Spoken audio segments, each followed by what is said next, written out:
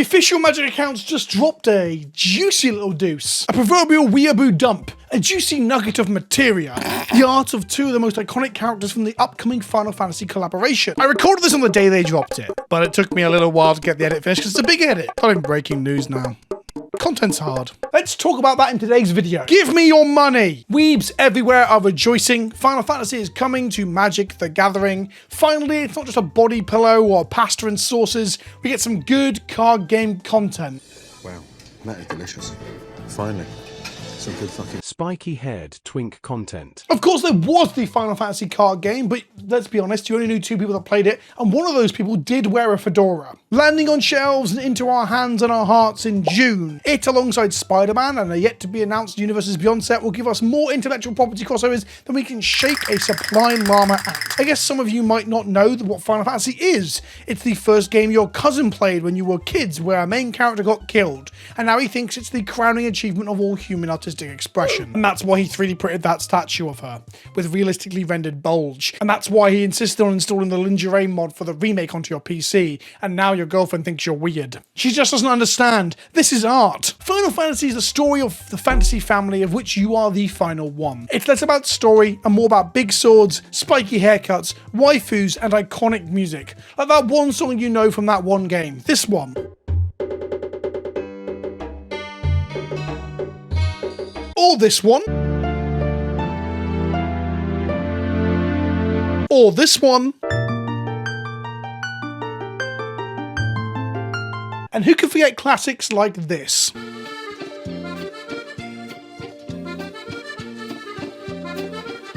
Where most modern video games are looking to evoke feelings of I hate foreigners or I should start sports betting, Final Fantasy is more about emotions, exploration and wonder.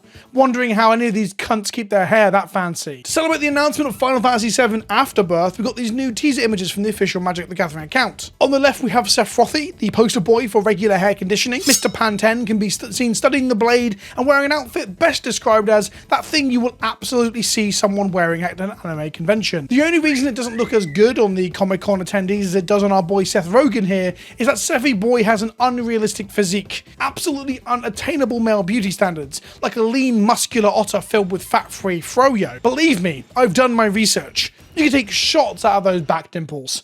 I wonder if this is going to get me demonetized. Give me your money! Then on the other side, we have the main protagonist of Final Fantasy IX, Squall. He's really just Goku if Goku left his wig in the tumble dryer for too long, and instead of throwing hands, he had a sword that overcompensates for having a tiny dick. Squallington Boots is best known for his big weapon on his back, the Busternut Sword. He's perhaps most famous for being in that one Disney game where Goofy's a powerful wizard, alongside Monkey Tail Boy. Their father is Cloud, a man made of humidity and farts. Magali Villeneuve has done an incredible job of rendering these fan favorites and continues to cement herself as one of the greatest artists working in the game right now. I don't have a dry quip, I have nothing sarcastic to say, I'm not being silly, I'm being genuine. She's just a consistently phenomenal artist working in the space. Some of you are going to be excited for all this because you love Final Fantasy, and some of you are just going to be excited for it because you like to masturbate over waifus, and some of you are going to be upset. Look, I get it, even the intellectual properties that you enjoy are still transforming Magic the Gathering into a card game your uncle with the restraining order on him, who taught you the game all those years ago, wouldn't even recognize anymore. The Fortnite-ification of Magic the Gathering, as some might say. It's not even a term I like or I agree with, but it's an easy nod and a chuckle from you all at home watching this video. And I'm not above taking the cheap or the easy route, especially in videos like this when Christmas is coming up and I just want to get the videos done so I can break and relax. I gotta visit family, drink too much and shit myself to sleep in a bed that is not my own. And in order to do that, I need to buy alcohol. So if you would like to support me, this channel, the editing, the lights on, and the videos that I make, why not check out my Patreon via the link in the description below. I've used some rather subtle, like, subconscious, although it's pretty conscious, like advertising prior to this to ask you to give me your fucking money. Give me your money! But what I'm saying is, really, if you want to support the channel, $2 a month, get involved with the Discord server, but honestly, just give me your fucking money. Link in the description below. Let's get back to that anime shit. We have seen some art prior to today's reveal. We have things like Sergei Dragunov's victory screen after winning a King of Iron Fist tournament, Cloud's daughter, Lightning, Squall kissing your mother, the Joker making poached eggs whilst high as fuck on mushrooms, and who can forget Mr. Falling Panten with a really big toothpick. This art in particular is of note because it was the scheduled "let's accuse everything of being AI" generated post on Twitter last month. Accusations included stray belt buckles, nonsensical hair, and ornate trinkets on the belt as well. Really evoking that feeling of tell me you have never seen a Final Fantasy character without telling me you've never seen a fucking Final Fantasy character. What else can we expect in the upcoming collaboration between the high synergy and authentic brands of Wizard of the Coast's Magic the Gathering and Square Enix's Waifu Simulator?